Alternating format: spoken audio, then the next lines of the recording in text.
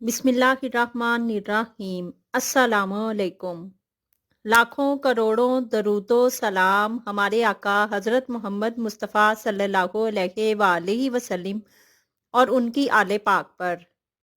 لیلۃ القدر ایک بہت ہی برکت والی رات ہے۔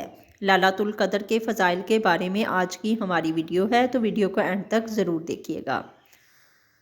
بے شک ہم نے اس قرآن کو شب قدر میں نازل کیا، اور تمہیں کیا معلوم کہ شب قدر کیا چیز ہے؟ شب قدر 1000 مہینوں سے بہتر ہے۔ اس میں فرشتے اور روح القدس اپنے رب کے حکم سے ہر امر کو لے کر اترتے ہیں۔ وہ رات سراپا سلامتی ہے فجر کے طلوع ہونے تک۔ سورۃ القدر۔ سورۃ القدر میں القدر کا لفظ اس کی پہلی آیت میں آیا ہے۔ یہ سورت مکی ہونے کے ساتھ ایک رکوع پر محیط ہے، جس کی 5 آیات ہیں۔ یہ سورت ایک طرح اقرا کا تمتع ہے۔ اقرا میں وحی کی عظمت و فضیلت بیان کی گئی ہے، جو قرآن مجید کی شکل میں نازل کیا گیا۔ القدر میں بتلایا ہے کہ جس رات میں قرآن مجید نازل کیا گیا ہے، اس کی عظمت کا حال یہ ہے کہ یہ رات 1000 مہینوں سے بہتر ہے، اور اس میں اس بات کی طرف اشارہ ہے کہ جو رات نزول قرآن کی وجہ سے اس قدر خیر و برکت کی حامل ہوئی ہے، قرآن اور اس پر عمل کرنے والے کس قدر افضل اور بہتر ہوں گے۔ ارشاد باری تعالیٰ ہے کہ ہم نے قرآن مجید کو لیلۃ القدر میں نازل کیا ہے۔ یہاں اس رات کو لیلۃ القدر کہا گیا ہے، اور سورۃ دخان کی ابتدائی آیات میں مبارک رات قرار دیا گیا ہے۔ القدر کے 2 معنی ہیں۔ عزت والی رات۔ القدر سے مراد تقدیر بھی ہے۔ امام قرطبی نے اس سے مراد لی ہے کہ یہ عزت والی کتاب عزت مآب رسول صلی اللہ علیہ وآلہ وسلم پر عزت والی رات میں نازل کی گئی ہے۔ اس لیے آپ صلی اللہ علیہ وآلہ وسلم کی امت بھی دوسری امتوں میں عزت والی ہے۔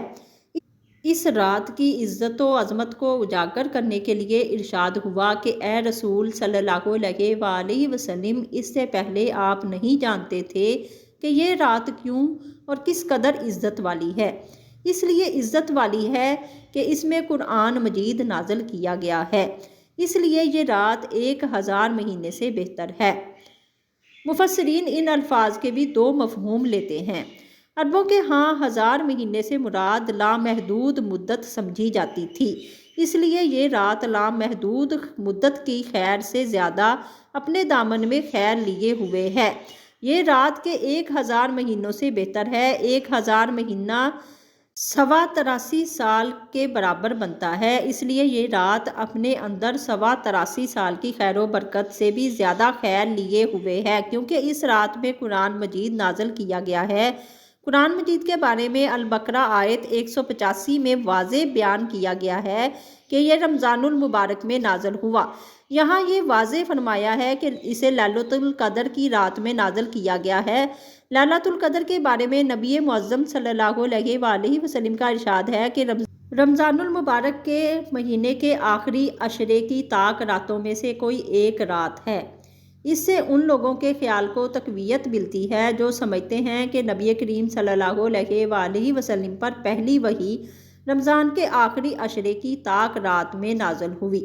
جہاں تک قرآن مجید کے لیلۃ القدر میں نازل ہونے کا تعلق ہے، اس کے بارے میں مفسر قرآن حضرت عبداللہ بن عباس رضی اللہ تعالیٰ عنہما کا ارشاد ہے کہ اللہ تعالیٰ کے حکم سے قرآن مجید لیلۃ القدر کی رات میں آسمان دنیا پر نازل کیا گیا، اور پھر جبرائیل امین کے ذریعے آسمان دنیا سے نبی صلی اللہ علیہ وآلہ وسلم پر 23 سال کے عرصے میں نازل ہوتا رہا۔ اہل علم نے اس رات کی خیر سے مراد یہ مفہوم بھی لیا ہے کہ اس رات میں کی گئی عبادت 1000 مہینے کی عبادت سے افضل ہوتی ہے۔ کچھ حضرات نے یہ کہا ہے کہ اس رات میں جو خیر کثیر نازل کی جاتی ہے وہ 1000 مہینے میں اترنے والی خیر سے زیادہ ہوتی ہے۔ یاد رہے کہ لیلۃ القدر کے بارے میں بہت سی روایات ہیں، سب کا خلاصہ یہاں بیان کرنا مشکل ہے، لیکن اس کا خلاصہ یہ ہے کہ یہ 5 طاق راتوں میں سے کوئی ایک رات ہے، اس لیے کسی ایک رات کو متعین کرنے کی بجائے 5 طاق راتوں میں جاگنا اور عبادت کرنی چاہیے۔ حضرت ابو سعید خدری رضی اللہ تعالیٰ عنہ بیان کرتے ہیں، رسول محترم صلی اللہ علیہ وآلہ وسلم رمضان کے پہلے عشرے میں اعتکاف بیٹھے، بعد ازاں درمیانے عشرہ میں ترکی خیمہ میں اعتکاف بیٹھے۔ آپ صلی اللہ علیہ وسلم نے اپنا سر مبارک خیمے سے باہر نکالا اور فرمایا، میں پہلے عشرہ میں اعتکاف بیٹھا اور شب قدر کا متلاشی رہا، پھر میں نے دوسرے عشرے میں اعتکاف کیا۔ میرے پاس فرشتہ آیا اور اس نے مجھے بتایا کہ شب قدر آخری 10 راتوں میں سے ہے۔ جو شخص میرے ساتھ اعتکاف بیٹھنا چاہتا ہے وہ آخری 10 دن اعتکاف بیٹھے۔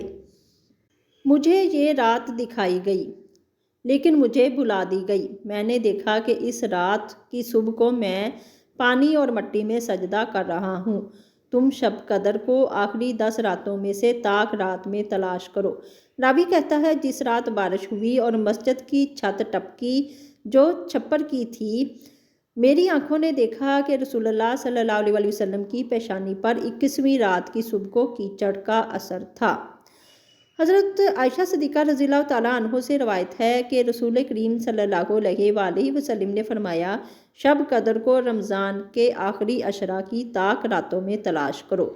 رمضان کے آخری عشرہ کی طاق راتوں سے مراد 21ویں شب، 23ویں شب، 25ویں شب، 27ویں شب اور 29ویں شب ہے۔ شب قدر کی خاص دعا۔ حضرت عائشہ رضی اللہ تعالیٰ عنہ سے روایت ہے کہ میں نے عرض کیا کہ یا رسول اللہ صلی اللہ علیہ وآلہ وسلم، مجھے بتائیے کہ اگر میں شب قدر کو پالوں تو اس میں کیا دعا مانگوں؟ آپ صلی اللہ علیہ وسلم نے فرمایا، یہ دعا مانگو، اللہم انک عفو تحب العفو فاعف عنی۔ اے اللہ، تو معاف کرنے والا ہے اور معاف کرنے کو پسند کرتا ہے، لہٰذا تو مجھے معاف فرما دے۔